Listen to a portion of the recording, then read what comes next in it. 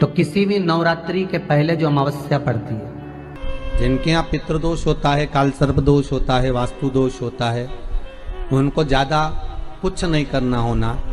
महाराज एक बेल का फल लीजिए। क्या लेना है? बेल का फल, बेलपत्री का जो फल होता है उसको ले लो।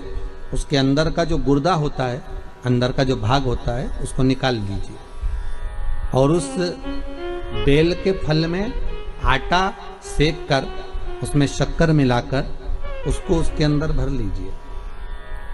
अमावस्या के दिन सुबह 10 बजे से पहले उस बेल फल में, जिसमें तुमने पंजेरी भरी है, आटा सेक कर भरा है शक्कर के साथ में, उसको अपने घर में घुमाने के बाद में जिसको काल सर्प दोष बताया है, पितृदोष बताया है या वास्तु दोष का स्मरण बताया है, घर में सब दूर घुमाकर अपने परिवार का हाथ का स्पर्श कराकर पीपल के पेड़ के नीचे खड्डा खोदकर उस बेलपत्र के उस फल को दाब दीजिए। उस फल को उसमें दबा दीजिए। महाराज केवल एक अमावस्या करना रहता है, पितरों के दोष से मुक्ति मिलती है और हमारे घर के कार्य सफल होना प्रारंभ हो जाते हैं। कार्य की सफलता होती है, कार्य में सफलता प्राप्त होने लगती है। हम तो कई बार कहते हैं महाराज जी, अगर ऐसा लगे किसी औषधि को आप ले रहे हैं, मालूम पड़े कि औषधि आपको लग नहीं रही है, शिव महापुराण की कथा कर रही है, मान लो औषधि आपको नहीं लग रही, आपने औषधि बहुत दिनों से ले रहे हो, कोई दवाई, मान लो आप किसी भी दवाई को ग्रहण कर रहे हैं और वो औषधि लगी नहीं रही है, वो शरीर को लगी नहीं पा रही और आप ठीक ही नहीं हो पा रहे, 15 दिन हो गए, 8 दिन हो गए, बताओ, उतना की उतना ही कैटरीना है, उतना ही उतना अपना भरा हुआ, वही की वही लीवर, वही की वही किडनी, वही की वही स्मरण, सभी कुछ वही वही है, उतने की उतना ही। बीपी भी ऊंचा नीचा चल रहा है पर लेवल में नहीं आ रहा, शुगर भी लेवल में नहीं आ रही, तो प्रयास करा करो महाराज, बेलपत्री के फल का जो गुर्दा है, अंदर का जो भाग है फल का, उसको पानी में गला लीजिए और प्रदोष कम से कम प्रदोष नहीं हो और बीमारी जरा दवाई लगी नहीं रही हो तो बिना प्रदोष के भी कर सकते हो। उसको पानी में गलाइए, आधा घंटा पानी में, जैसे आपको सुबह मंदिर जाना है 10 बजे, तो सुबह स्नान कर कर कम से कम 6:30-7 बजे उसको पानी में गला दीजिए और उस बेले के फल का गुर्दा सा गला हुआ पानी शिव जी को ले जाकर समर्पित कर दीजिए। महाराज उस पानी में से थोड़ा सा 1 चम्मच पानी शिव जी पे चढ़ा हुआ लेकर आ जाइए। उस पानी को जो बीमार व्यक्ति है उसको औषधि देने से पहले मात्र आधी चम्मच से भी आधा चम्मच उसको दे दीजिए। भगवान शंकर का श्री शिवाय नमस्तुभ्यम का जाप कर कर उस पानी को देने के बाद अगर आप औषधि देंगे तो ये पक्का है कि औषधि अपना कार्य करना प्रारंभ कर देगी और वो स्वस्थ होना प्रारंभ हो जाएगा। वो स्वस्थ हो औषधि के लिए शंकर पर चढ़ी हुई भस्म, शंकर पर चढ़ा हुआ बेलपत्र, शंकर पर चढ़ा हुआ एक पुष्प भी औषधि का कार्य करता है। पहले भी आपको कहा, जिसको चर्म का रोग हो जाता है, चमड़ी अगर कहीं सफेद पड़ जाए या कोई स्थान पर सफेद सफेद से चिट्टे पड़ जाएं, उसके लिए कहा है पूर्णिमा के दिन जब गाय अपने बछड़े को दूध पिला रही हो, बछड़े के मुख में जो फेन आ जाता है, वो फेन थोड़ा रिटर्न बढ़ाए, फेन चम्मच में ले लीजिए और उस फेन को पूर्णिमा की रात्रि को 12 बजे शरीर पर लगा लें, जहां जहां सफेद दाग हो या चट्टे हो। आधा घंटा तक लगे रहने के बाद में फिर स्नान करें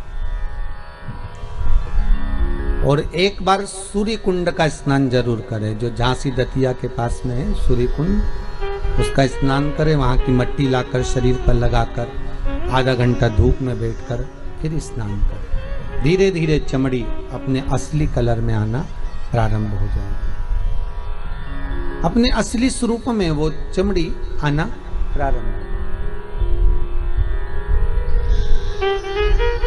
सूर्य कुंड का स्नान। शिव महापुराण की कथा कर रही है कि 100 वर्ष की आयु में 50 साल तो तुम्हारे सोने में निकल जाते हैं। अरे बोलो सही है कि गलत है? 50 वर्ष सोने में निकल, बचे कितने तुम्हारे पास में? 50।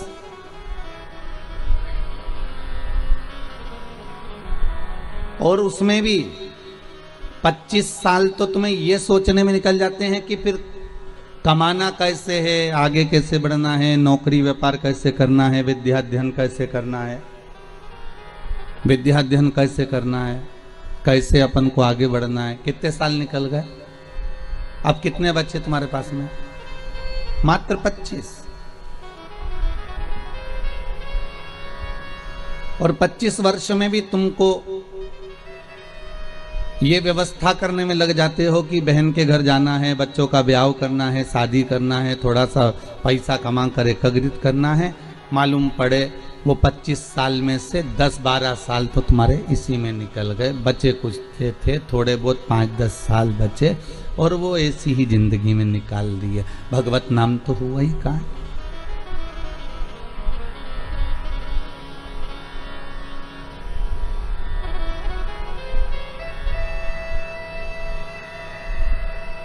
चौबीस घंटों में से कुछ समय हमने सोने में निकाल दिया, कुछ समय हमने भोग और विलास में निकाल दिया, कुछ समय हमने कमाने में निकाल दिया।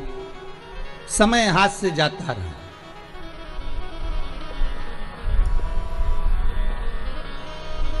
और जब मृत्यु का पल सामने खड़ा हुआ था,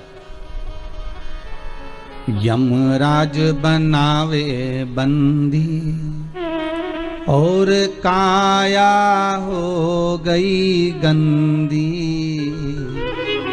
मेरे प्राण छूटे भोलेनाथ तो तुम नंदी लेकर आ जाना।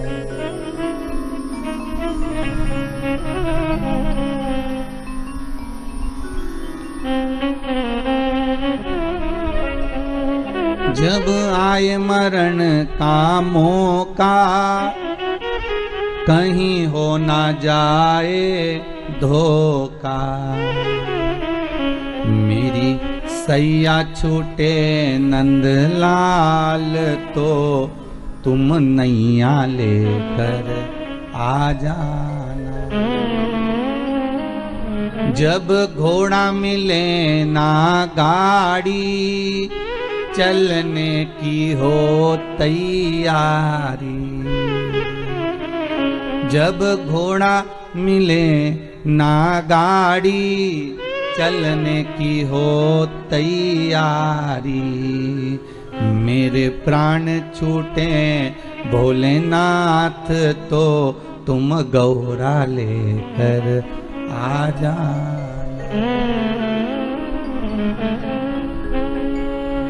और इस भजन की एक लाइन सबसे सुंदर है, उसको आप भी ध्यान रखिएगा महाराज। जब तन में उठेगी ज्वाला, कोई पास न आने वाला। जब इस तन में आग लगेगी, जब इसको जलाया जाएगा, जब इस तन को आग लगाया जाएगा। और आज वही इस भजन को बनाए श्री नागर जी महाराज ने कई वर्षों पहले बना लिया था और उसकी लाइन आज सिद्ध करी जा रही है कि जब तन में उठेगी ज्वाला, कोई पास न आने वाला।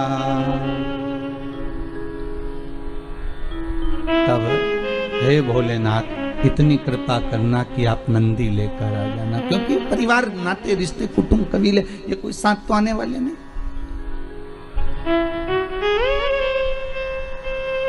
कौन साथ देगा आपको?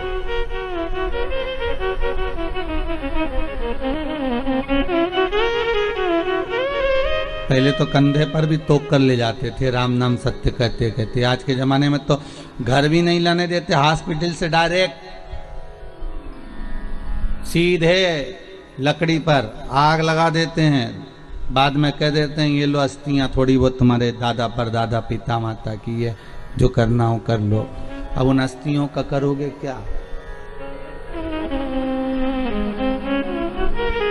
क्या करोगे उन अस्थियों का?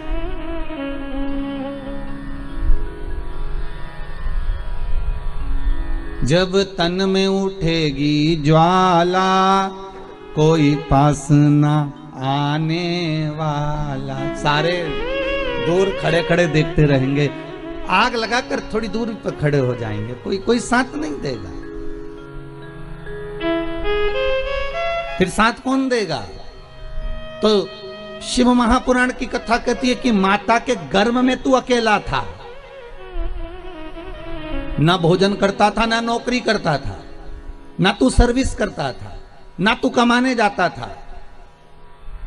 माता के गर्भ में जैसे तू अकेला था तो तेरा भरण पोषण मैंने करा था। माता के गर्भ में तू पड़ा रहा तो तेरा ध्यान मैंने रखा था। माता के गर्भ में तू रहा तो तेरा भोजन देने का काम मेरा था। माता के गर्भ में जब तू पड़ा रहा तो तुझे जीवित रखने का कार्य मेरा था। तो भगवान शंकर की कथा कहती है कि मरने के बाद का भी टेंशन मत लेना कि लोग जलाकर दूर बैठ जाएंगे। दुनिया के लोग दूर बैठकर तुझे देखते रहेंगे आग लगते हुए, पर शंकर कहते हैं कि तूने अगर मेरा एक बार भी नाम लिया है तो मैं नहीं देख पाऊंगा। मैं तुझे जाकर अपनी बाहों से लपेट लूंगा, अपनी बाहों से लगा लूंगा। किसी ने कहा शंकर भगवान को और कोई भस्म नहीं मिली रमाने के लिए?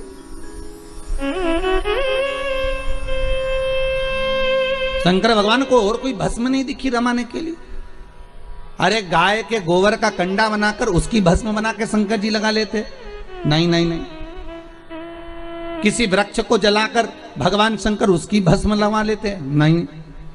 किसी पत्तियों को जलाकर शंकर भगवान उसकी भस्म रमा लेते? नहीं। पर शंकर भगवान ने भस्म किसकी रमाई? वो भी मुर्दे की।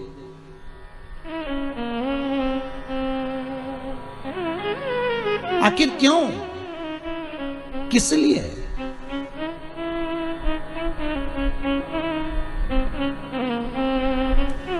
शंकर भगवान ने कहा कि ये जो जीव जिसको मैंने जन्म दिया है, जिसको मैंने पैदा किया है, इसके गर्भ में मैं इसके साथ में था। परिवार वाले तो बाद में जब इसको बाहर निकाला गया, गोदी में लाकर दिया गया और ये डॉक्टर सिस्टर ने जब इसको गोदी में दिया तब लोगों ने प्रेम करा, तब इस लोगों ने स्नेह करा, तब लोगों ने इसको गोदी में लिया। पर इसके बाद तो जनता ने इसको संभाल लिया, फिर दुनिया ने इसको साथ लिया, पर अंदर तो मैं ही था 9 महीने तक। और आग लगाने तक भी परिवार वाले संभाल लेंगे, माना मुझे, पर आग लगाने के बाद कोई नहीं संभालेगा। आग लगाने के बाद तो एक ही संभालेगा। कौन? कालो का काल। जम के तो बोलो, कालो का काल महाकाल। बस वही संभालेगा। फिर वो कहता है कि गले में लगाऊंगा। जब दुनिया चली जाएगी ना, धधकती हुई अग्नि में, धधकती हुई अग्नि में तुमने एक बार भी अगर शंकर का अनुमोदन करा है, शिव महापुराण का स्मरण करा है, शंकर की कथा का रसास्वादन ग्रहण करा है, शंकर की कथा को सुना है, तुमने अगर शिव का अनुमोदन करा है, तुमने शंकर की भक्ति को धारण करा है, तुमने शंकर के नाम स्मरण को धारण करा है, तो उस शिव का स्मरण कब होगा? जब लोग आग लगाकर चले जाएंगे, तब शंकर तुम्हारे से लिपटने के लिए आएगा। तुम्हारी उस भस्म को, तुम्हारे उस भस्म को अपने शरीर पर धारण करेगा कि ये मेरा, ये मेरा।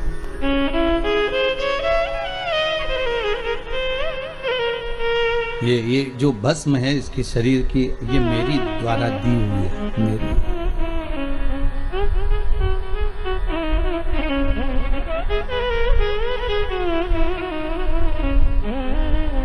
तब शिव, तब शंकर, तब ओघड़ी, तब दयालु, तब दाता सामने खड़ा मिल जाए। फिर वही वाली बात आ गई कल वाली, अंत समय प्रभु आना पड़ेगा, वादा किया तो निभाना पड़ेगा। अंतिम समय में आपको आकर हमारे से जो वादा किया गया है उसको निभाना पड़े। तो भगवान भी कहते मैं निभाऊंगा, मना नहीं है, पर पहले तेरी चित्तवृत्ति में मैं समाहित होना चाहिए।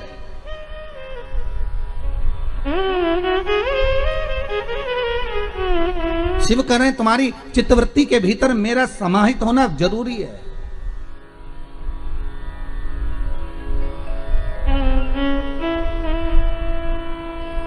अग्नि में, तलातल में, रसातल में, वायुचर में, थलचर में, जलचर में, प्रत्येक जीव में एक शंभू ही तो है, केवल एक शंभू।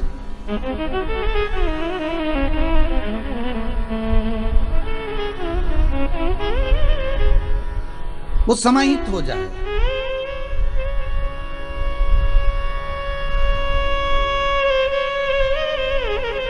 पांडे तारा में अखबार आता है क्या? अरे बोलो तो, अखबार आते हैं, पढ़ते हैं यहाँ? अच्छा, शहरों में भी लोग बहुत पढ़ते हैं, गांवों में भी बहुत पढ़ते हैं अखबार।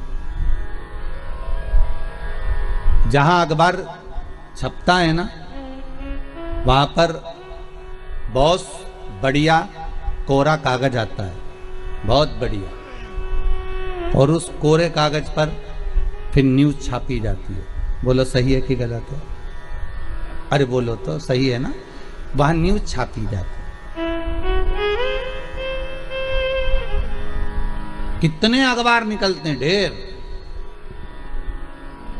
इतना कोरा कागज अखबार की उस कंपनी में, उस फैक्ट्री में आता है, उस छपाई मशीन में आता है, ढेर अखबार आएगा और लोग उस पर अखबार पर न्यूज छापेंगे।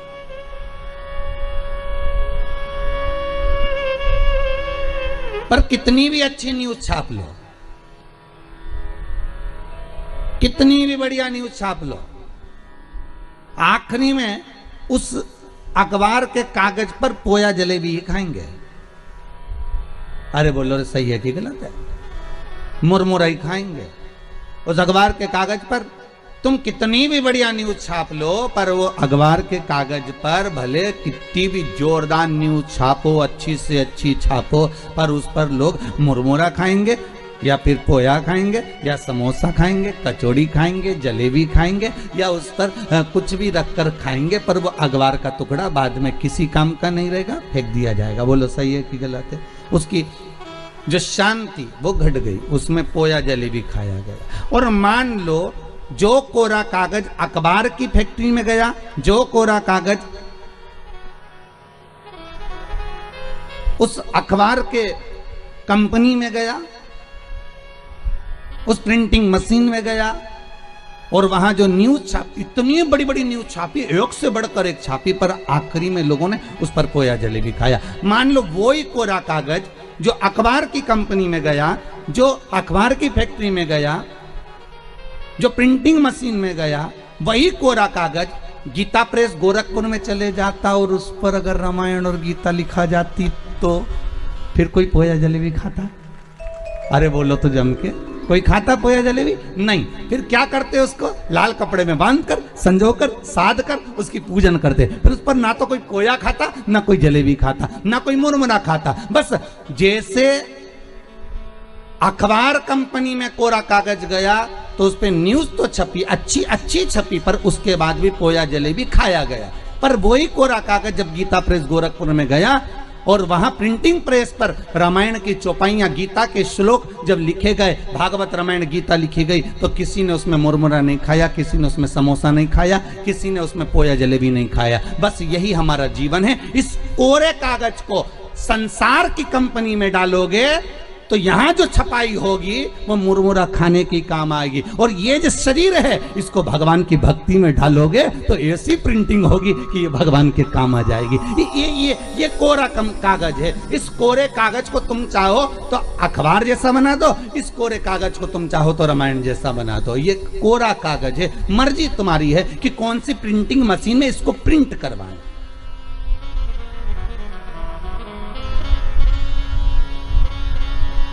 आप कौन सी कंपनी में इसको भेज रहे हो, ये आपके हाथ में। जब तक तुम शिव महापुराण की कथा में बैठे हो तब तक तुम चिंता मत करना, ऐसा लगेगा तुमको गीता प्रेस गोरखपुर में छपाई चल रही है। तुम्हारी ये मन जो कोरा है ना, इस पे पूरी छपाई चल रही है। और जब तक तुम कथा में बैठे हो, जब तक तुम सत्संग में बैठे हो, जब तक तुम भजन में बैठे हो, जब तक तुम नाम जाप में बैठे हो, भले तुम टीवी के सामने बैठकर भगवान की भक्ति को धारण कर रहे हो, भले तुम टीवी के सामने बैठकर कथा सुन रहे हो, तो भी तुम्हारे घर के बेटे, तुम्हारे घर की बहुएं, तुम्हारे घर के पोता पोती सब एक ना एक बार मुंह से कही देंगे कि हमारी अम्मा का रोज का काम है टीवी पर कथा आती है ना तो कथा जरूर सुनती है। सियोर वाला महाराज की कथा ही, शिव महापुराण की कथा ही, और ये अम्मा हमारी कथा सुनने बैठ जाती है। हमारी अम्मा का ऐसा मन है। बहुएं, कई बार बहुएं भी मोबाइल पर कथा सुनती, सास भी कहती है हमारी बहू की इतनी अच्छी आदत है, रात्रि को सोने से पहले आधा घंटा कथा सुनती है।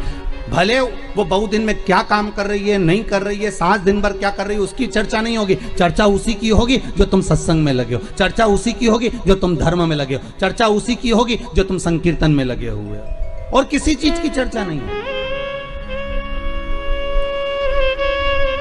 इस कोरे मन को, इस कोरे शरीर को, इस कोरी चित्त वृत्ति को, इस मन को, आपका मन है कि आप अखबार जैसा इस पे न्यूज छापना हो तो न्यूज छापो, संसार की बातें करना हो तो संसार की बातें करो। उनकी अम्मा ने ऐसा कर दिया, उनकी बहू ऐसी कर गई, बताओ उनकी लड़की ने वहां शादी कर ली, बताओ उनने इतनी फैक्ट्री खरीद ली, बताओ उनने ऐसा कर लिया। ये न्यूज है, छापे जाओ। ये किसी काम आएगी क्या?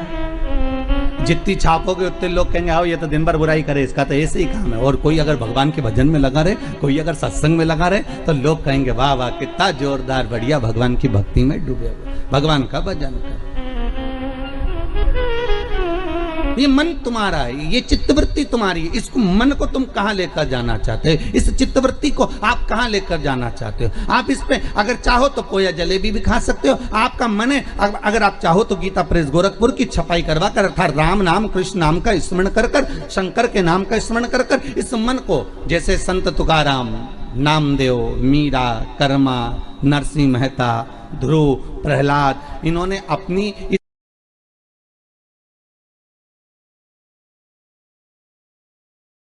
कोरे कागज को, इस पर न्यूज नहीं छापी, उन्होंने इसको अपने भगवान की भक्ति में लगा दिया, इस चित्तवृत्ति को लगा दिया।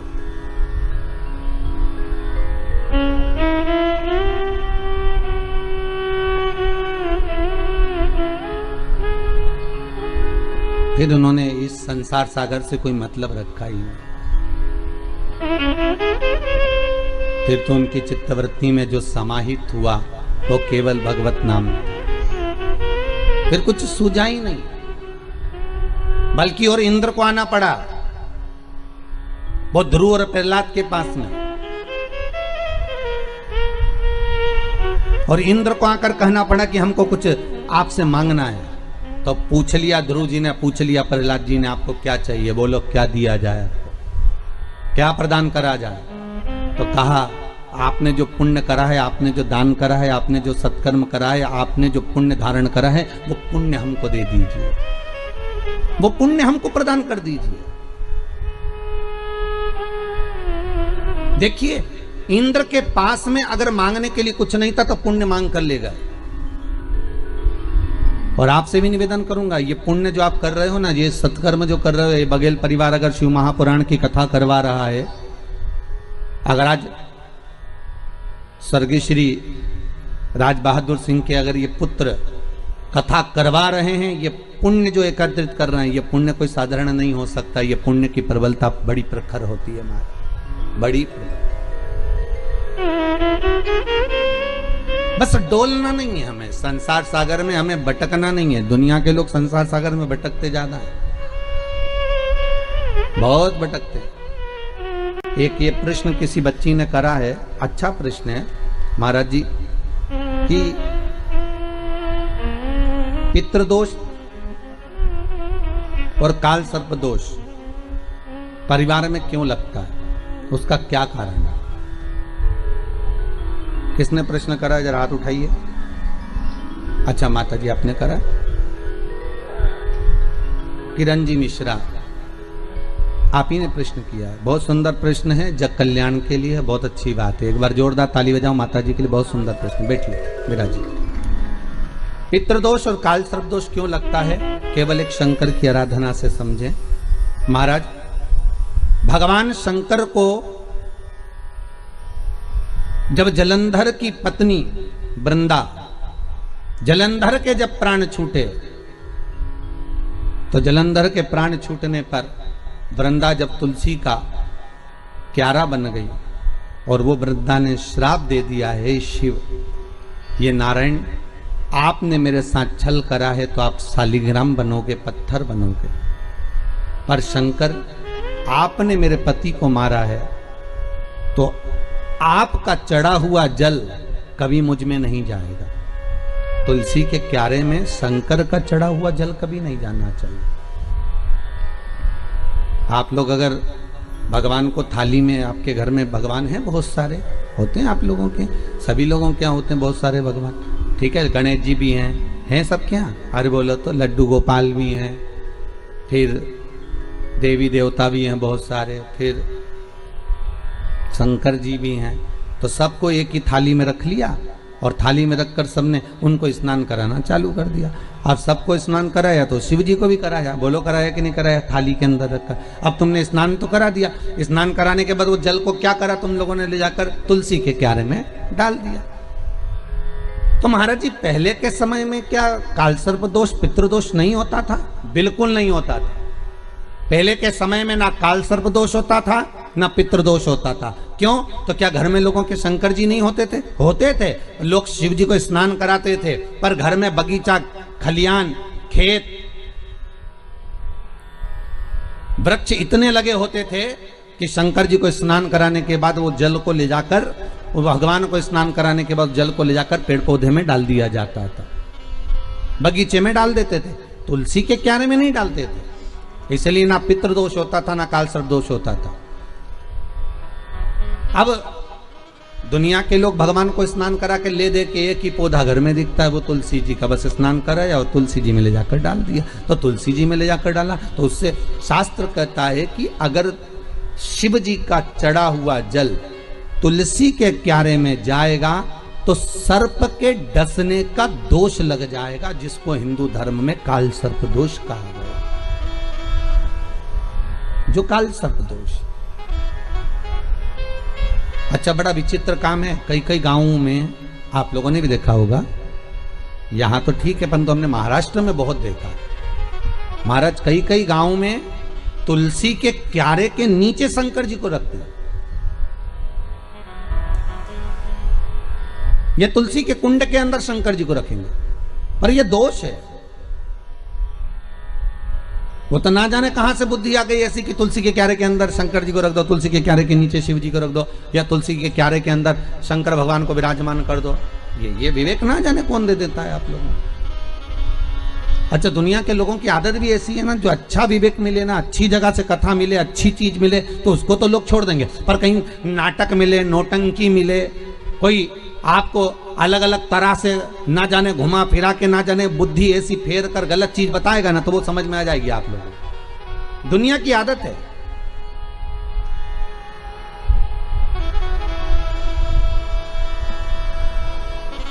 अरे जरा सा गलत देखने पर अश्वत्थामा की बुद्धि फिर सकती है।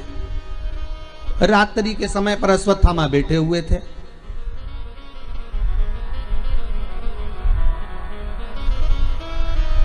और रात्रि के समय पर अश्वत्थामा बैठे, और बैठे बैठे अश्वत्थामा ने क्या देखा कि एक वृक्ष के कोटर में कौवे के अंडे रखे हुए हैं, कौवे के बच्चे रखे हुए हैं, और एक उल्लू रात्रि के समय पर उड़ता उड़ता आया और वो कौवे के अंडों को उसने, रात के समय कौवा जब सो गया तो उसके अंडों को, उसके बच्चों को मार दिया। किसने? उल्लू ने। अश्वत्थामा ने देख लिया इससे जोरदार कोई काम नहीं हो सकता। अगर ये पांडव जीते, नेत्र खुलने के बाद अगर नहीं मर रहे, तो एक काम करता हूं, जैसे उल्लू रात को आया और उसने कौवे के अंडों को मार दिया, कौवे के बच्चों को मार दिया, तो अश्वत्थामा ने भी विचार करा एक काम करता हूं, मैं भी सोते समय पर जाता हूं और मार देता हूं। और अश्वत्थामा ने करा क्या, जब पांडवों के पुत्र सो रहे थे और अश्वत्थामा उनको सोते हुए को मार आया, सोते हुए। बस केवल रात्रि को एक जरा सा एक लीला देखी और उस बुद्धि में, अश्वत्थामा के उस विवेक में वो समाहित हो गया। गलत चीज लोगों की बुद्धि में तुरंत आ जाती है कि हाँ हाँ उसने ऐसा करा, उसने तुलसी जी के क्यारे में शिवलिंग रखा तो अपन भी रख लो, उसने ऐसा करा तो अपन भी ऐसा कर लो, और उसने यूं करा तो अपन भी ऐसा कर लीजिए। पर शंकर की कथा करें नहीं भाई, ये थोड़ा वंचिता होना चाहिए। महाराज जो शास्त्र सम्मत हो उसका स्मरण करना चाहिए। पहले के समय में दो दोष नहीं रहते थे, ना पितृदोष रहता था ना काल सर्प दोष रहता था। काल सर्प दोष कब आया? जब आप लोगों ने भगवान का चढ़ा हुआ जल, शिव जी का चढ़ा हुआ जल तुलसी में चढ़ाना प्रारंभ करा, तब काल सर्प दोष आया। और पितृदोष पहले नहीं होता था। क्यों? क्योंकि लोग घर के मटके में से, घर के हंडे में से, घर के परिंडे में से लोटा भरकर पानी लेकर जाते थे और शंकर को चढ़ाते थे। घर का जो रसोई घर होता था वो बीच केंद्र में होता था, रसोई घर घर के मध्य में होता था। तो वहां से जब पानी लेकर जाते थे, परिंडा, मटका, हंडा पितरों का स्थान माना गया है। वहां से जब पानी भरते और ले जाकर शंकर जी को चढ़ाते तो पूरे घर में से पानी निकलकर जब शिव को चढ़ने के लिए जाता था तो पूरे घर का वास्तु दोष, पितृदोष समाप्त हो जाता था। अब आज के जमाने में मंदिर का लोटा उठाकर मंदिर का पानी भरकर शंकर जी को चढ़ा देते हैं तो ना वास्तु दोष समाप्त होता है, ना पितृदोष समाप्त होता है, ना कालसर्प दोष समाप्त होता है। पहले भी कथा में कहा, परसों की कथा में कहा कि लक्ष्मी जी अपने पास का अगर कोई सामग्री शिव जी को चढ़ा देती तो शंकर प्रसन्न हो जाते, पर लक्ष्मी जी ने करा क्या, जल भी लाई तो पार्वती की यहां से लाई। लक्ष्मी जी अगर जल लेकर आ रही है तो पार्वती की यहां से लेकर। आपके पास में जो है आप शंकर को वो समर्पित करो। आपके पास में जो हो वो शंकर को दीजिए। और शंकर एक बात और कहते हैं कि मुझे दिखावा कर कर मत दीजिए, जो आपके पास में है, जो अपना है वो दो।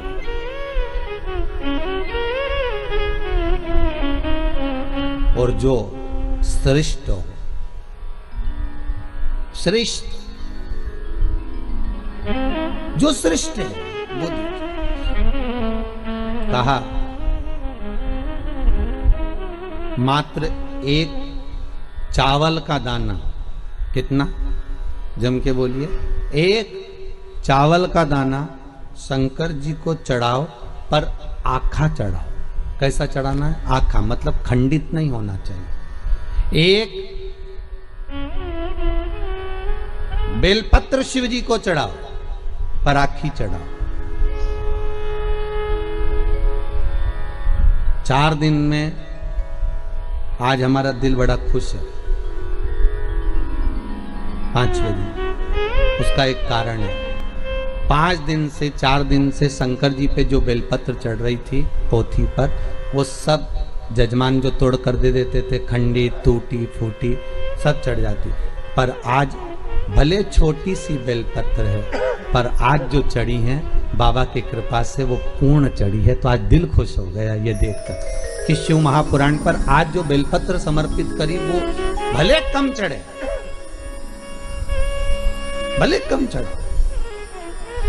एक चावल का दाना चढ़ा पर आखा चढ़ा।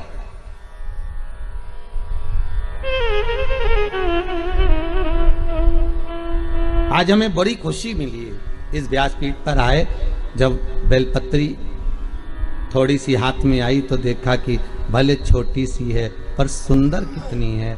आज बाबा इसको अंगीकार करेंगे, स्वीकारेंगे। शिव महापुराण की पोथी नहीं होती महाराज।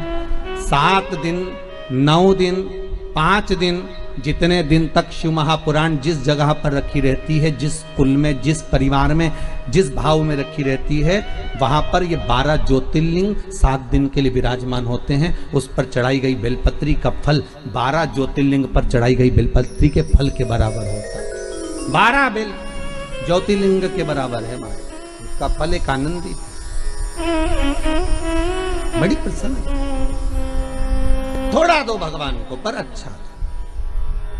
पर दुनिया के लोगों की आदत ये थी, अच्छी चीज होती ना वो अपने लिए रख लेते। बहुत अच्छी साड़ी है तुम्हारे पास में तो बहू को दे दोगी, और अच्छी साड़ी है तो तुम अपनी बेटी को दे दोगी। साड़ी थोड़ी भी गड़बड़ है तो भागवत पे चढ़ा दोगी, इतनी खुश होकर चढ़ाओगी, भागवत महारानी पे चढ़ा दी। अब तुम सोचोगे भागवत जी पे साड़ी चढ़ा दी, और वो साड़ी जो किसी काम की नहीं, वो साड़ी जो किसी के काम की नहीं, जब तुम्हारी बेटी के काम की नहीं, तुम्हारी बहू के काम की नहीं, तुम्हारे काम की नहीं, तो तुमने जो भागवत जी पे चढ़ाई वो महाराज की पत्नी पहनेगी?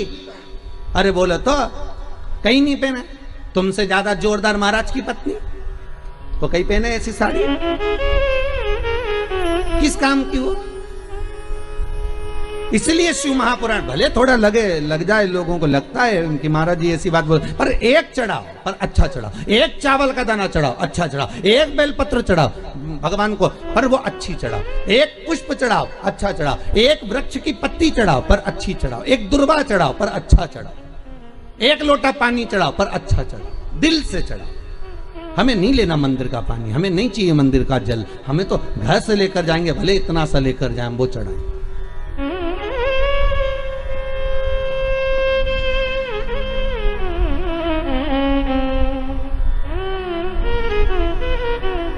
गुरु पूर्णिमा पर जब सीहोर लोग आते हैं गुरु पूर्णिमा महोत्सव मनाने के लिए गुरु दीक्षा के समय पर, तो वो अपने अपने घर से बोतल में भी पानी भर कर लेकर आते महाराज। उनका भाव कितना शुद्ध होता है कि यहाँ हम आए हैं तो बाबा के आनंद लेवे, चरण धोवे से तो हमारी जल होवे, भगवान का स्नान करावे तो हमारा ही जल होवे। ये भाव है।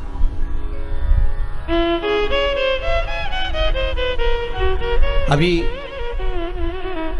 सीहोर में रुद्राक्ष महोत्सव था, आप में से कुछ लोग पहुंचे भी होंगे। कौन कौन पहुंचा था? आप लोग हाथ उठाए। हाँ, पहुंचे भी थे।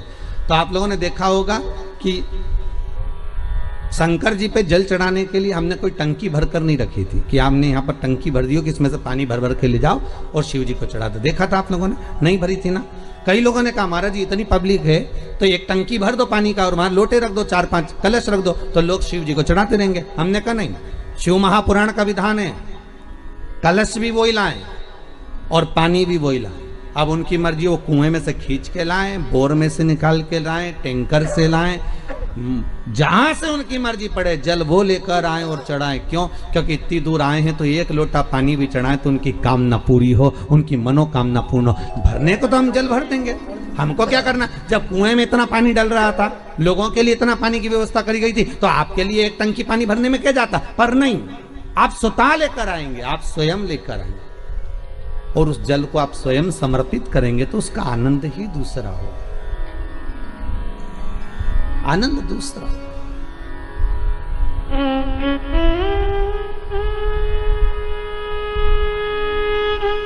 गंगा जली खोली है कभी किसी ने?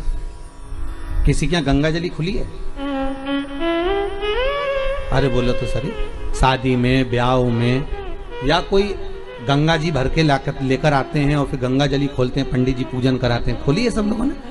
तो गंगा जली खोलते हैं तो उस गंगा जली के खोलते समय गंगा जी का सुहाग चढ़ाते हैं। बोलो चढ़ाते कि नहीं चढ़ाते? साड़ी चढ़ाएंगे, बिछुड़ी चढ़ाएंगे, चूड़ी चढ़ाएंगे, सब चढ़ाएंगे, फिर लोटा भी भरेंगे, फिर कलश पूजन भी होगी, फिर गंगा जी को लेके भी आएंगे, फिर मैया आती भी है शरीरों में, लोग हिलते भी हैं, सब कुछ होता है। फिर वहां पर गंगा जी की अगर वस्त्र चढ़ाया, गंगा जी का सुहाग चढ़ाया, गंगा जी की पूजन करी, तो साथ में एक की पूजन और होती है, वो भागीरथ जी की होती। बोलो होती कि नहीं होती? फिर भागीरथ के कपड़े चढ़ते, धोती चढ़ेगी, गमछा चढ़ेगा, कुर्ता का कपड़ा चढ़ेगा, जनेऊ चढ़ेगी, भागीरथ जी के कपड़े भी चढ़ेंगे कि भागीरथ जी के कपड़े चढ़ाए। क्यों चढ़ाते हैं? उसका कारण क्या है? क्योंकि गंगा को लेकर आने वाले श्री भागीरथ जी महाराज।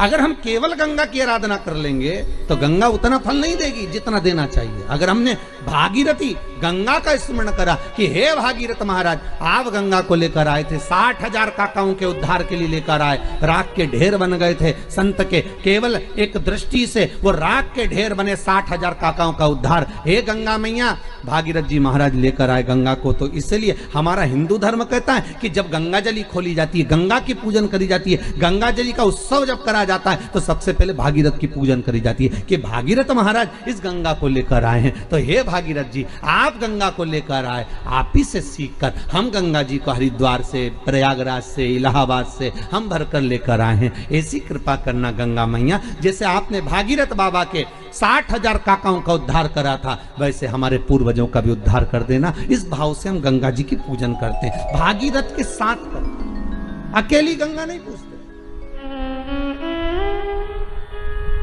हम अकेली गंगा का स्मरण नहीं करते, हम भागीरथी गंगा का स्मरण करते हैं, हम विष्णुपदी का स्मरण करते हैं।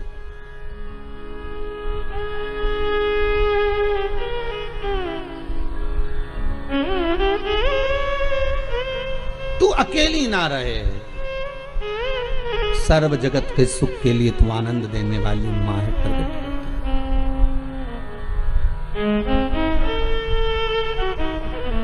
सर्व जगत का हित। देव आप बाबा को एक अक्षत का दाना दीजिए, बड़े प्रेम से दीजिएगा, बड़े भाव से।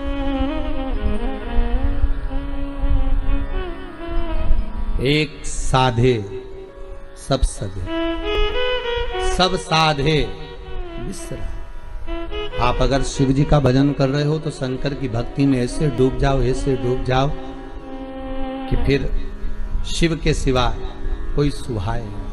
शंकर की भक्ति में ऐसे डूब जाओ हर एक में शंकर दिखे। कृष्ण की भक्ति में ऐसे डूब जाओ कि हर एक में कृष्ण नजर आए। राम की भक्ति में ऐसे डूब जाओ कि सब जगह राम नजर आए। पर जितना एक जगह पर आप जाते रहोगे वहां से आपको जो प्राप्त होगा वो सुख का आनंद ही कर देगा। सुख आनंद। शिव महामृत्युंजय।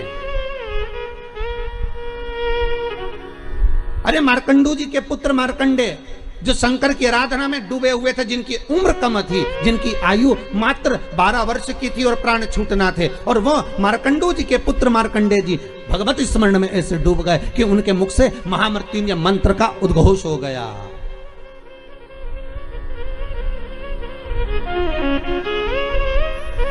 भगवान शिव के नाम का उद्घोष हो गया। जैसे नंदी महाराज शिलाद नाम का ब्राह्मण, जिनको ऋषि भी कहा गया है, जिनका नाम था शिलाद। क्या नाम है उनका? जम के बोलिए। शिलाद ब्राह्मण है, ऋषिवर है। और शिलाद ब्राह्मण है, ऋषि हैं, बड़े शिव के भगत है। शंकर का बहुत अनुमोदन करते हैं। शिव का स्मरण में वो हमेशा डूबे रहते हैं। और उनका एक नाम स्मरण केवल ओमकार का ध्वनि करना और ओम नाम में डूबे रहना। ओम नमः शिवाय।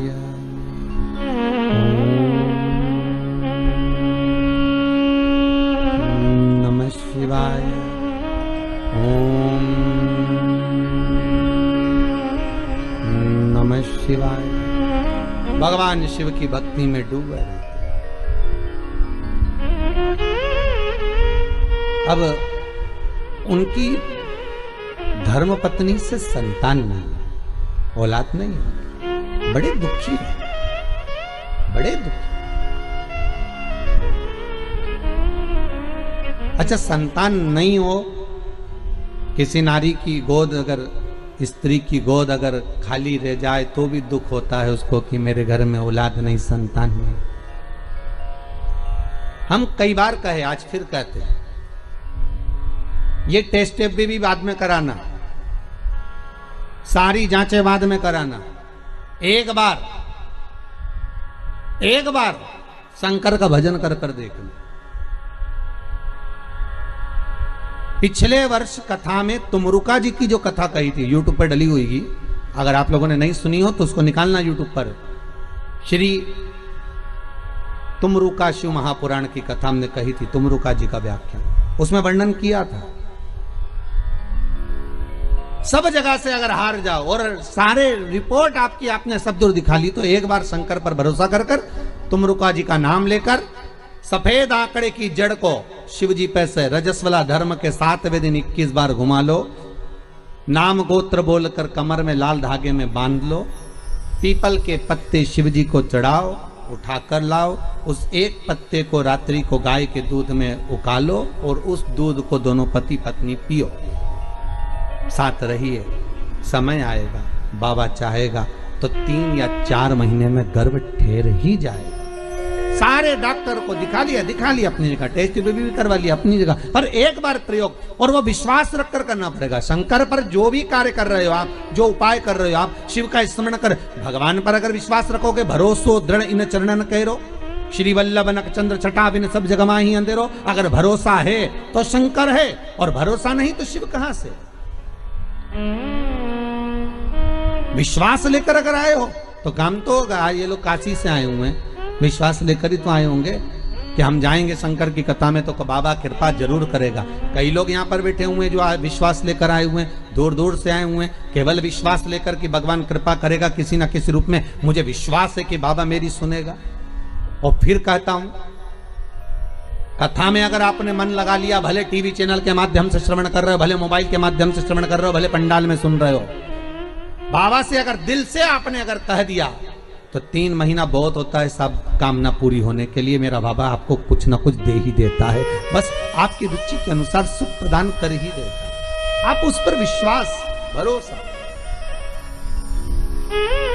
भटकना नहीं है हमको, मार्ग से विचलित नहीं होना। कई लोगों की आदत रहती है, पहले राम जी के पास चले जाएंगे, राम जी से काम नहीं होगा तो कृष्ण के पास चले जाएंगे, कन्हैया जी से काम नहीं होगा तो हनुमान जी के पास चले जाएंगे, हनुमान जी से नहीं होगा तो शंकर जी के पास चले जाएंगे। पर शिव महापुराण की कथा कहती है गुरु जी के 2 चेले,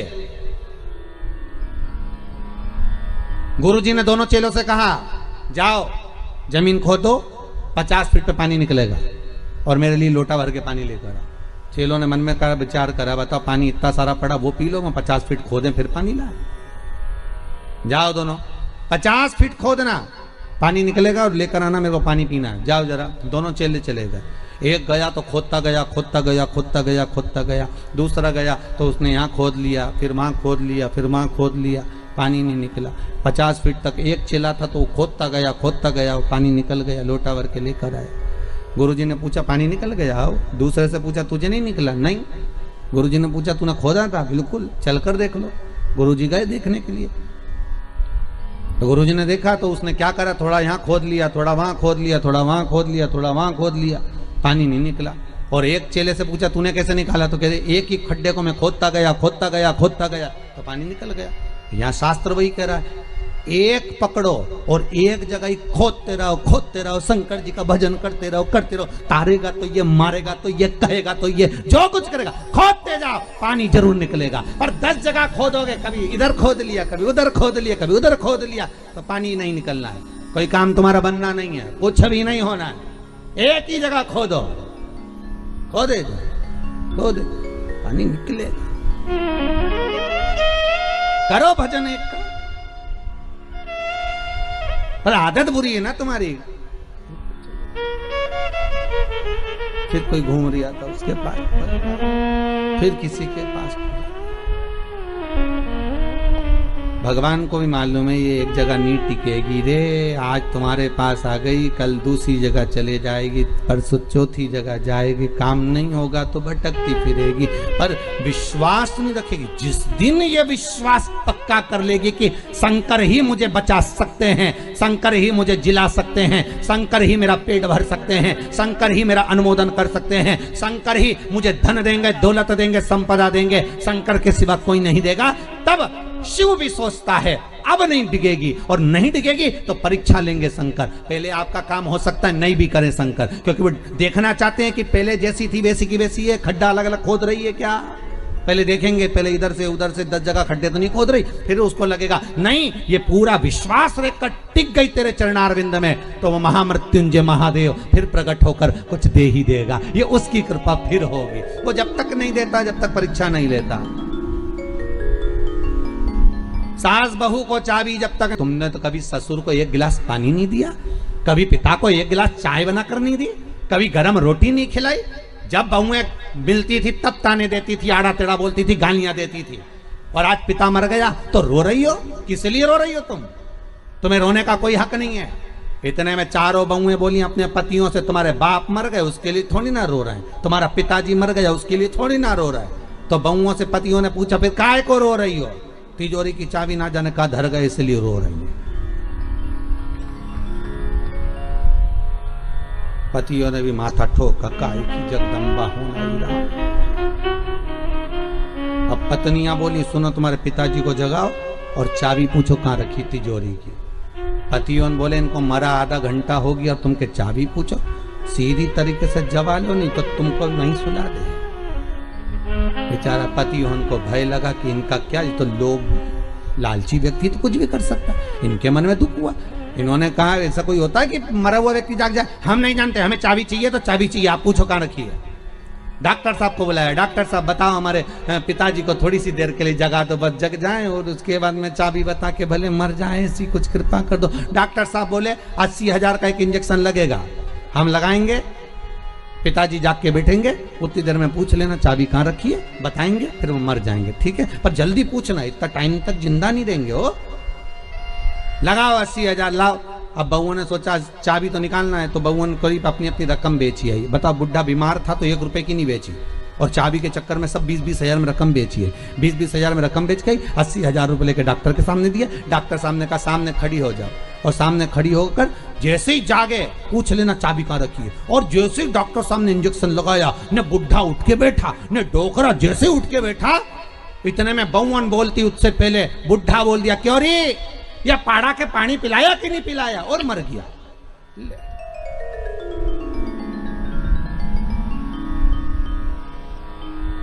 अब बउवन तो और चिल्ला चिल्ला के रोने लगी। डॉक्टर साहब वंस मोर, एक बार फिर से डॉक्टर साहब बोले ला 80,000, फिर इंजेक्शन लगाऊंगा, अब की बार पाड़ा के पानी पिलाया, अब भैंस के पिला के मर जाएगा। ला अभी जगाऊं मैं, जगाने में क्या, एक दुनिया है साहब, धन की मीत है, कोई किसी का नहीं संसार में, केवल धन ही मीत है। परसों की कथा में कहा था मरने के बाद सब कुछ फेंक देंगे, पर अंगूठी चेन नहीं फेंकेंगे, सब रख लो।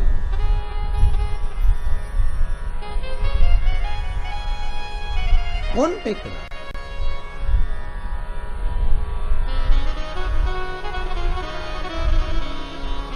एक साधो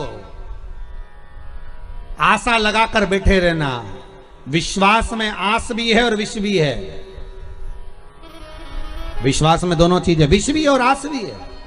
आप विश्वास लगाकर अगर बैठे हुए हो, तो आस अगर लगाए हुए हो, तो यह पक्का है कि शिव मिलेगा जरूर, शंकर प्राप्त जरूर होगा। अगर आस लगाई है तो मिलेगा जरूर, वो मिलेगा।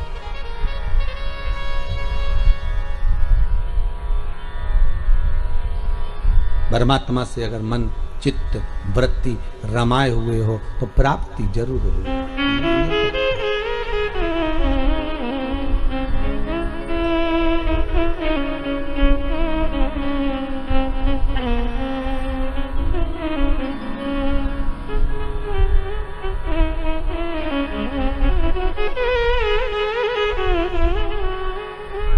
वो मिलेगा।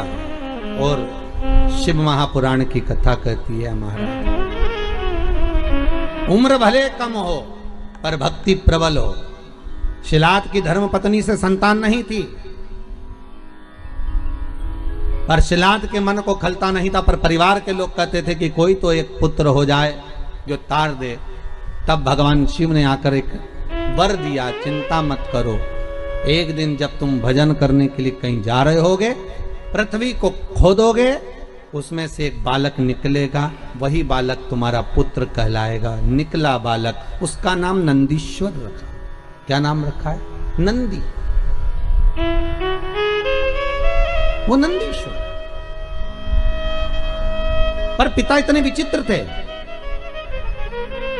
अरे दुनिया के लोग कहते हैं शंकर जी के मंदिर में नंदी क्यों होना चाहिए? दुनिया के लोग कहते हैं आखिर नंदी ने ऐसा कौन सा पुण्य करा कि भगवान शंकर के दरवाजे पर नंदी सदा के लिए विराजमान हो गया।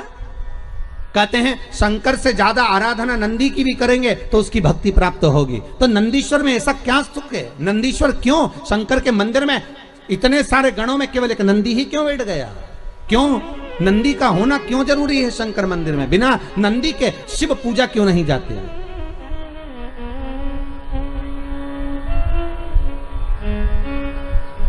बिना नंदी के शंकर क्यों नहीं पूजाते? उसका कारण केवल इतना है कि पिता ने जब देख लिया 4 साल का बेटा नंदी, उसका भरण पोषण करा, जो जमीन में से प्रकट हुआ था, जो पृथ्वी में से निकला था, उसका पालन पोषण शिलाद ने कर लिया। और शिलाद ने करने के बाद एक दिन शिलाद के यहां पर देवता आ गए, एक मित्र एक वरुण, 2 देव पधारे।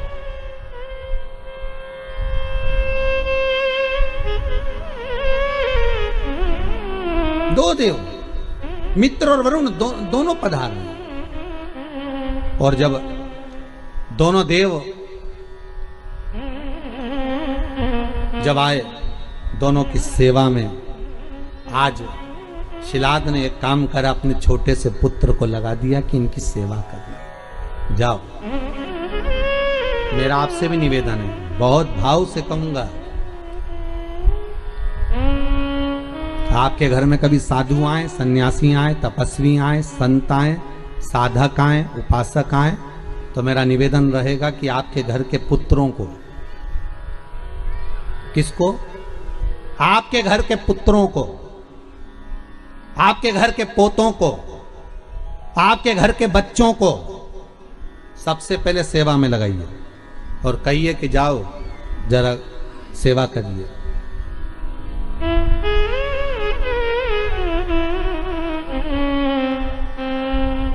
जाओ सेवा में लगो, जरा करो सेवा, करिए।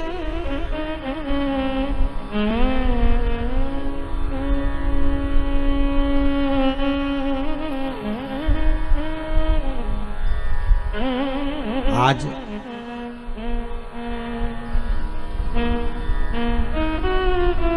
यदि ये यजमान परिवार कथा करा रहे हैं तो इनके बच्चे भी तो देख रहे हैं ना कि हमारे चाचा, हमारे पिताजी, हमारे काका, हमारी काकी, हमारे ताऊ, हमारी दादी सब शिव महापुराण की कथा का पूजन कर रहे हैं, अर्चना कर रहे हैं, भक्ति कर रहे हैं, तो उनके मन में भी तो सेवा का भाव जागेगा।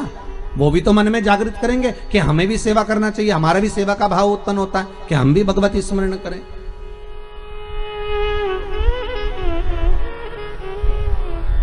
जाओ करो, जरा नमन करो, प्रणाम करो, दंडवत करो, साष्टांग करो, सेवा का भाव जुड़े। और शिलाद ने भेज दिया नंदी को, नंदी जाओ। नंदी कहते पिताजी मेरी उम्र 4 साल की है। पिताजी कहते कोई उम्र नहीं होती सेवा की, जाइए सेवा करो। और सेवा करी, मित्र और वरुण की जब सेवा करी, सेवा करने के बाद इतने खुश हो गए मित्र और वरुण, वापिस देवलोक को जाने लगे। देवलोक को जाते जाते उन्होंने शिलाद को बुलाया, ए शिलाद, हम तुम्हें वर प्रदान करते हैं कि तुम्हारा भगवान की भक्ति तुम्हारे हृदय में सदा विराजमान हो, तुम भगवान की भक्ति में सदा रमे रहो, तुम भगवान का उपास, व्रत, साधना, नियम धारण करते रहो। जाओ, हम तुम्हें आशीर्वाद देते हैं कि तुम्हारी आयु की वृद्धि भी हो। शिलाद की आंखों में आंसू भर गए। सेवा किसने करी? जम के बोलिए, नंदी ने। पानी भरकर कौन लाया? नंदी। पोछा किसने लगाया? नंदी ने।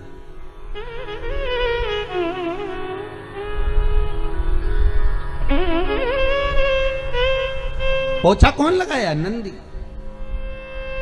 झाड़ू किसने लगाई? नंदी ने। झूठे बर्तन किसने उठाए? नंदी ने। सेवा कौन कर रहा है? नंदी। और आशीर्वाद किसको मिल रहा है? नंदी के पिता को, शिलाद को। शिलाद की आंख में से आंसू बह गए। हाथ जोड़कर वरुण जी और मित्र कहा, प्रभु कृपा करिए, ये बताओ आप सारा आशीर्वाद मुझे दे रहे हो और सेवा नंदी ने करी है, आप उससे कोई आशीर्वाद नहीं दोगे?